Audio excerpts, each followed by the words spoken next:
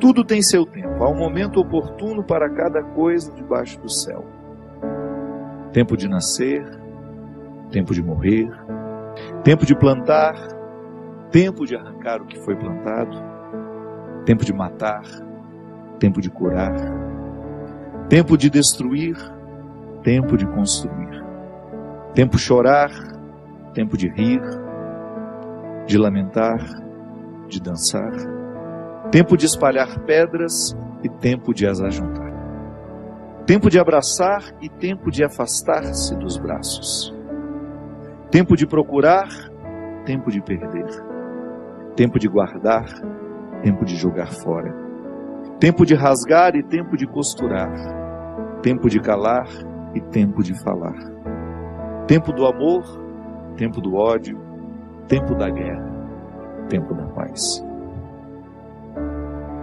Muitas vezes nós matamos a nossa vida, ou matamos a oportunidade de viver bem, porque nós não somos capazes de fazer a leitura correta. O que o tempo está nos pedindo? Cada dia o tempo vai nos pedir alguma coisa. E é esse olhar atento que vai dando a gente essa condição, essa clareza de perceber o que de fato hoje grita pelo meu nome. Qual é a realidade hoje que é inadiável?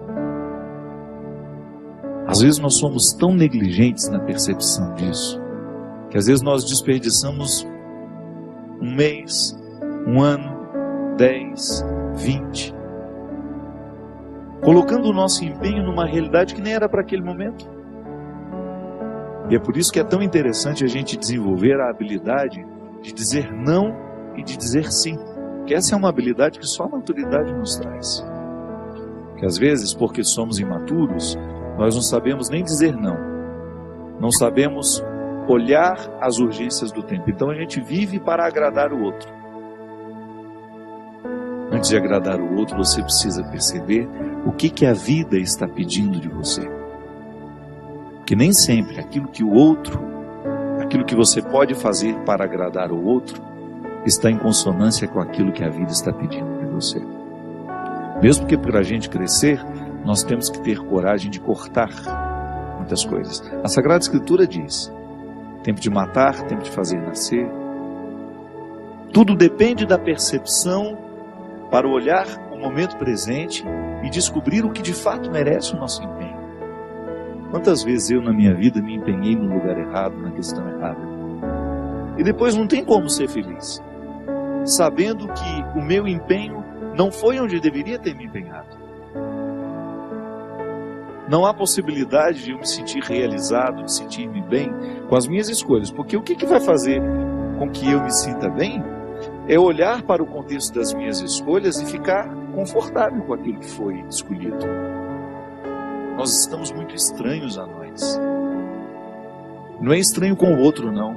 É estranho a nós mesmos. Eu preciso colocar alma em tudo aquilo que sou eu, até na casa onde eu moro. Eu sempre saio de casa, e agora eu fiquei 17 dias fora de casa, e a vida tem me ensinado que a casa não é um aglomerado de paredes. A casa é um sentimento que me ocorre. Não é só uma construção material. Quando eu entro dentro daquelas paredes que eu construí com o meu trabalho, ali eu identifico a alma que me sustenta. É um sentimento que me ocorre.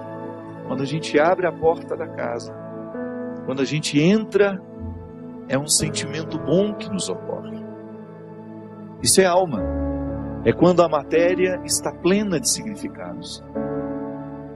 É quando a gente começa a atribuir um significado que ultrapassa as paredes, os móveis, o jardim, o portão de entrada.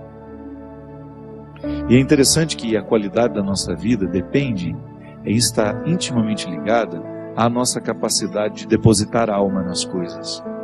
Eu não estou falando dessa alma, do significado mais profundo da nossa vida, dessa dimensão espiritual que me conecta com a eternidade. Não. Eu estou falando de tudo aquilo que vive e que faz sentido à matéria. Traz sentido àquilo que é material. Então a gente usa de maneira inadequada o termo alma. Perceber que os meus objetos estão perpassados por um significado que ultrapassa a matéria. Como dizia Rubem Alves, né? Existem coisas que são mais que coisas, são coisas que nos fazem lembrar. Isso é, virar um sacramental. Da mesma maneira como eu trago uma lembrancinha da viagem, aquilo é para mim apenas um sacramental de alguma coisa que foi boa, que foi vivida, que foi experimentada, que me fez bem. Na minha oportunidade de colocar alma neste corpo, nessa oportunidade única que eu tenho de viver diariamente bem a minha vida e assim inflar ar em tudo isso, da mesma maneira como eu percebo essa outra alma da minha casa quando chego de um sentimento que me ocorre. O viver bem, me trazendo a consciência de que hoje, quando eu observo as urgências da minha vida e me empenho, eu estou colocando alma no meu corpo. Agora, quando eu percebo que eu não estou fazendo, que eu não estou me empenhando para viver bem, eu estou sim fragilizando os recursos da minha alma, que são justamente para me ajudar a viver bem a própria vida do corpo. E nós muitas vezes negligenciamos a observância do tempo, como na Escritura que diz: tempo de chorar e tempo de rir. Há momentos que a própria vida te mostra a necessidade de chorar, de jogar para fora os seus excessos, de não ter medo da tristeza, de permitir que essa tristeza cave dentro de nós as suas riquezas e que nos ajude a encontrar a pedra preciosa que só o sofrimento poderia nos levar a conhecer. Depois vem o riso. O riso não nasce por acaso. A gente já cantava aquela música também, né? Ando devagar porque já tive pressa e trago esse sorriso porque já chorei demais. O sorriso é o resultado da lágrima bem chorada.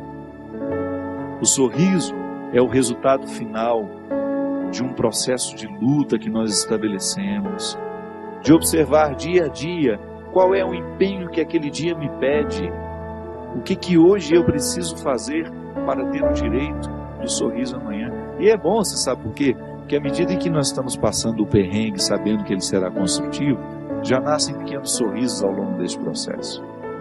Quando a gente fala de um sorriso final, é apenas a metáfora de um processo bem feito, bem vivido. Tempo de abraçar, tempo de se afastar. Quanto sofrimento, né? Em perceber o distanciamento como necessário ao crescimento do outro. É aquele filho que vai embora para estudar. Não dá para reter filhos.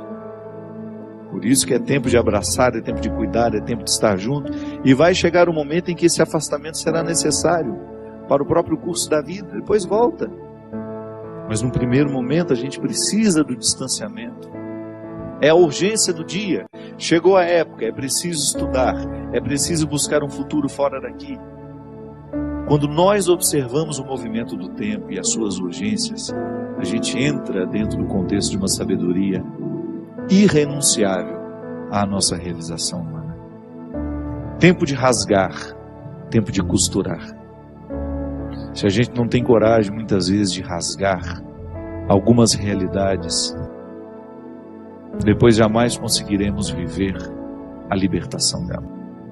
Muitas vezes nós lamentamos perder, e quando na verdade a gente vai observar aquilo que a gente perdeu, não foi perda, foi libertação. Quantos relacionamentos precisam ser rasgados para que depois eles sejam costurados do jeito certo? Fazer cair por terra todas as ilusões que nós temos do outro, ou todas as pretensões que nós julgamos em cima do outro. Não, o outro não tem que corresponder às minhas expectativas. O outro tem que ser ele. Nós precisamos viver o enfrentamento. O enfrentamento que depois vai provocar uma libertação em nós. A vida sempre vai pedir de nós calma, paciência, porque com pressa nós passamos por cima de todas essas necessidades e não somos capazes de reconhecê-las.